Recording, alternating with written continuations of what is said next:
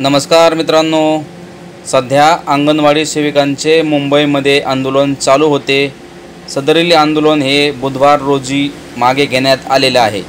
कशामुळे मागे घेतले सविस्तर माहिती आपण आजच्या व्हिडिओमध्ये पाहणार आहोत। मंत्रालयातून काय आदेश आलेत, पगार वाढ झालाय का, सविस्तर माहिती एकाच व्हिडिओमध्ये पाहणार आहोत। त्यासाठी व्हिडिओ शेवटपर्यंत पहा। चॅनलवरती पहिल्यांदा आला असाल तर चॅनलला सबस्क्राइब करून ठेवा अशाच माहितीपूर्ण अपडेट पाहण्यासाठी।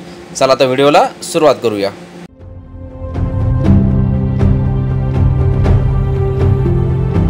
कॅबिनेटच्या बैठकीत प्रस्ताव मांडलेला होता।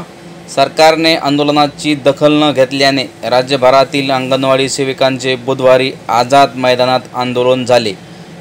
आयुक्त कैलास पगारे यांनी अंगणवाडी सेविकांच्या संघटनेच्या शिष्टमंडळाला त्यांच्या वेतनवाढीच्या मागणीबाबत प्रशासनाकडून मंजुरी मिळाली असल्याची बातमी दिली। तसेच मंत्रिमंडळाच्या कॅबिनेट बैठकीत प्रस्ताव ठेवला जाणार असून त्यानंतर शासन आदेश निघेल असेही त्यांनी येथे सांगितलेलं आहे।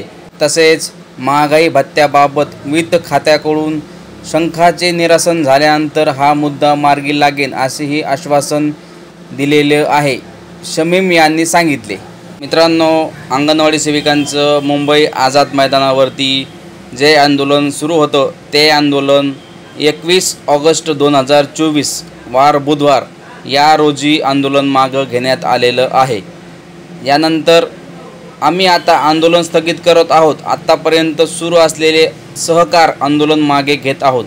यापुढे काम नियमित करण्यात येणार आहे। मात्र पुढील 15 दिवसांमध्ये प्रशासनाने दिलेल्या आश्वासाप्रमाणे वेतनवाढ मंजूर न झाल्यास आम्ही जेल भरो आंदोलन सुरू करू असा इशारा शमीम नियंत्रण महाराष्ट्र राज्य अंगणवाडी कर्मचारी वृत्त यांनी दिलेला आहे।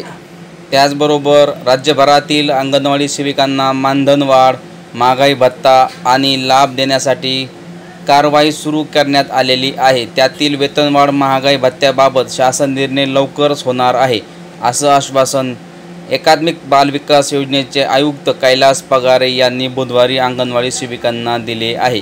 त्यामुळे सहकार आंदोलन मागे घेण्यात आलेलं असून अंगणवाडी सेविका नियमितपणे काम करतील अशी माहिती महाराष्ट्र राज्य अंगणवाडी कर्मचारी कृती समितीचे नियंत्रण शमीम यांनी दिलेली आहे। मानधनवाढ, महागाई भत्ता या मागणीसाठी अंगणवाडी सेविकाकडून मागील महिन्याभरात सहकार आंदोलन करण्यात आलेलं होतं। मित्रांनो, म्हणजे आता तुम्हाला 15 दिवसाचा इथे कालावधी दिलेला आहे महाराष्ट्र शासनाने, अशी माहिती आयुक्त कैलास पगारे यांनी दिलेली आहे। ही होती माहिती अंगणवाडी सेविकांच्या आंदोलनाबद्दल। धन्यवाद मित्रांनो।